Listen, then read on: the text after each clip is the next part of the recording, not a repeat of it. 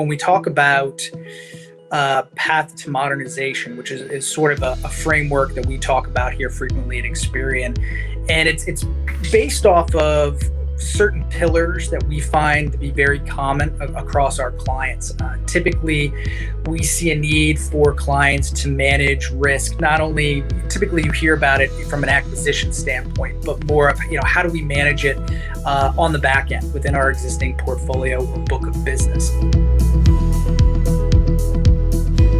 It's the ability to append a credit score or perhaps additional credit attributes to an entire portfolio or to an existing customer base.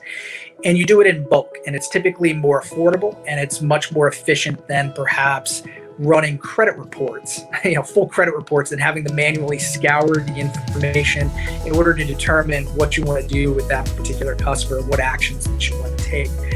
One of the things that you can do is run it through a bulk process or a batch process, meaning you provide us what those businesses are. We, in turn, append our credit scores, our credit information, perhaps other pieces of data that you're interested in.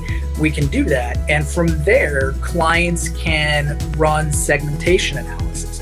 They can determine, well, I can look at a score and understand based on the score what type of payment risk I may have, or perhaps we have different types of scores, and I can take a step back and talk about that.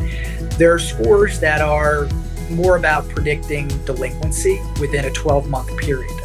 We have scores that predict the likelihood of bankruptcy or default, so what we call a bad definition of risk. We also have scores that you had also mentioned around collection capability, being able to determine what is the likelihood I can collect on an outstanding balance that is owed to me, what we call a commercial recovery score.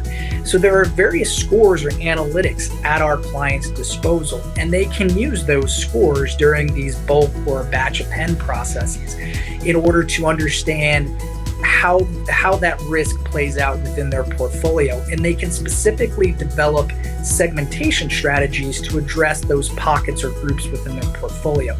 So as a great example, I may find a client that is 90 days delinquent or perhaps 60 days delinquent. And if I look at our commercial recovery score, I may find I have a very good likelihood of collecting on them. So rather than perhaps going out and pushing that account to a real derogatory status or perhaps push them out to a third-party collection agency or perhaps seek legal action, I may want to try a different type of treatment strategy to go and collect on this individual business. And it could be maybe they moved, maybe there was an issue that we had to work through, but it highlights areas of activity that you can take within your business to give you, again, more valuable insights into what's going on.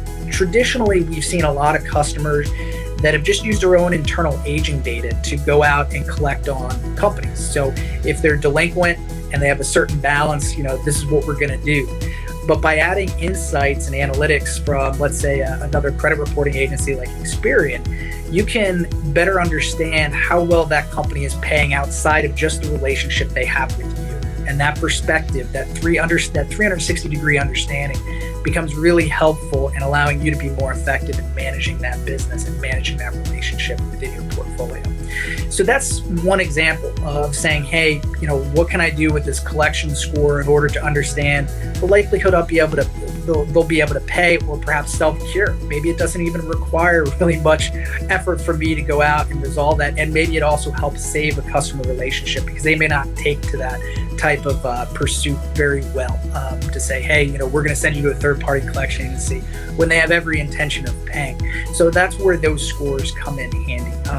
You may find a situation too where maybe a customer is delinquent, or they may show some type of short-term latency in their pay, but they don't really show as much risk from a bankruptcy or default standpoint. So they're just more slow payers. And if you can identify those, you can perhaps look to adjust terms or provide more favorable terms to them where you know you're going to get paid and don't have to worry about maybe getting paid within a certain cycle or a certain period of time. So just ways that you can manage those relationships more effectively. But that's another great example using that segmentation strategy. And those scores allow you to better understand and more quickly understand those particular outcomes that we were just discussing, such as delinquency, bankruptcy or default, or perhaps the propensity for them to pay down a debt or for you to collect on that outstanding debt.